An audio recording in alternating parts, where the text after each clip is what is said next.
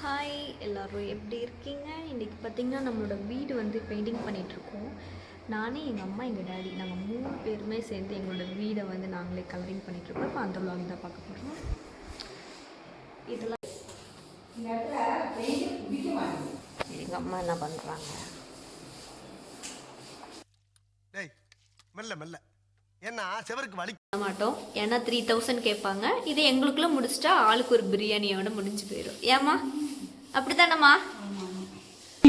ஆளை பார்த்தா டம்மி பீஸா இருக்க, பயங்கரமான ஆளா இருக்கேடா. இப்படி ஃபேமிலியோட சேர்ந்து இந்த வேலை பார்த்தீங்கன்னா சீக்கிரமா முடியும். நம்ம யாரையும் வந்து கூப்பிட்டு காசு கொடுக்க வேண்டியது தேவையில்லை. இதுதான் எங்களோட வீடு. உங்களுக்கு வந்து கண்டிப்பாக ஹோம் டூர் நான் காட்டுறேன். இப்போதைக்கு வந்து பெயிண்டிங் வேலை பார்த்துட்டு இருக்கோம். அதான் உங்களுக்கு காமிச்சிட்டு இருக்கோம். நம்ம அடிச்சிட்டோம்னா போகவே நம்ம அடிச்சு கொடுக்க வேண்டாம். இதுதான் கணக்கு, வேற ஒன்றும் இல்லைம்மா.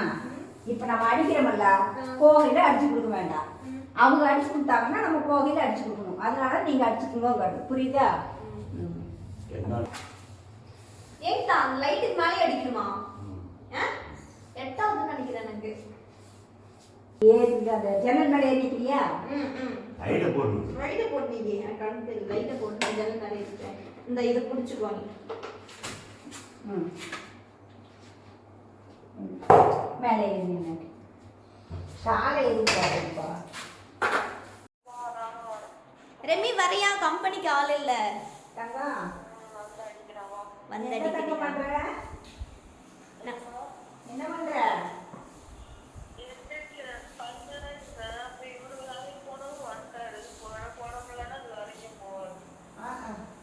உங்களோட வீட்டுக்காருக்கு அவ்வளோ பாசம் மேலே லவ்ஸு. அப்புறம்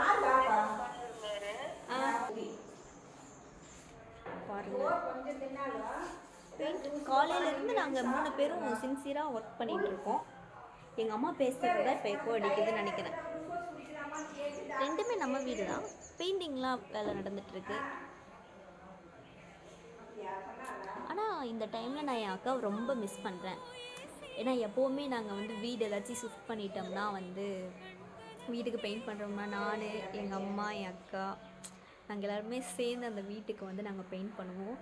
அப்போ எங்களுக்கு கொஞ்சம் ஹாப்பியாக இருக்கும். ஏன்னா நம்ம வீட்டு வேலையை நம்மளே எடுத்துப்பேன். இப்போ வந்து வெளியே ஆள் கூப்பிட்டு அடிக்கிறது வேறு. இப்போ நம்ம ஒரு ஃபேமிலியாக பெயிண்ட் அடிக்கும் போகும்போது நம்ம இருக்க போகிற வீட்டுக்கு ஒரு நம்ம ஃபேமிலியாக பெயிண்ட் அடிக்க போகும்போது அது கொஞ்சம் நல்லாயிருக்கும். கொஞ்சம் ஃபன்னு இருக்கும், கொஞ்சம் ஜாலியாக இருக்கும்.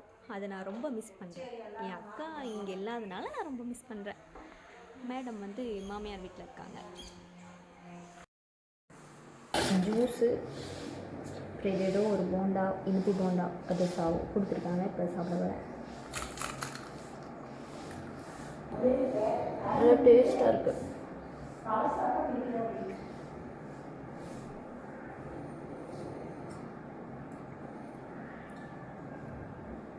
ஆனால் ரெண்டுமே ஸ்வீட் தான்.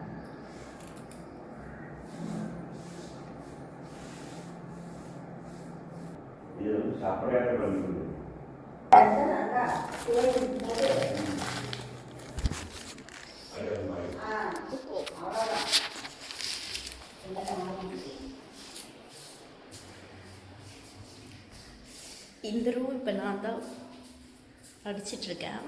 பாருங்கள் எப்படி அடிச்சிருக்காங்க. அதுக்குள்ளே ஸ்நாக்ஸ்லாம் வாங்கிட்டு வந்துட்டாங்க. அதனால ஸ்நாக்ஸ்லாம் சாப்பிட்டு முடிச்சாச்சு. இப்போ மறுபடியும் நாங்கள் எல்லா ரூமுமே பெயிண்டிங் வந்து சீக்கிரம் பண்ணிட்டோம். இந்த ஒரு ரூமுக்கு மட்டும் ரொம்பவே லேட் ஆகிடுச்சு. ஏன்னா இந்த ரூம் வந்து கொஞ்சம் பெரிய ரூமு. கீழே எல்லா பக்கம் அடிச்சுட்டு மேலே அடிக்கலான்னு போகும்போது பார்த்தீங்கன்னா இது பேர் வந்து குதிரை. இது வந்து பிஞ்சு இருந்துச்சு. எப்படா மேலே ஏறுறதுன்னு தெரியாமல் எங்கள் அம்மா அது ரொம்பவே பிடிச்சிக்கிட்டாங்க. நான் மேலே ஏறி ஃபுல்லாக எல்லா கார்னருக்குமே பெயிண்ட் பண்ணிவிட்டு நான் கீழே இறங்கிட்டேன். நைட் தூங்க போகும்போது பார்த்தீங்கன்னா அதே மாதிரி தான் லேட் ஆகிடுச்சு. ஒரு 1:30 இருக்கும். அப்போ தான் நாங்கள் நைட்டே எங்களோட வேலை எல்லாமே அப்போ தான் முடிஞ்சிச்சு. ஏன்னா அந்த வீட்டில் இருக்கிற திங்ஸ் எல்லாத்தையுமே இங்கே கொண்டு வந்து வச்சு செட் பண்ணி போதும்னு ஆயிடுச்சு.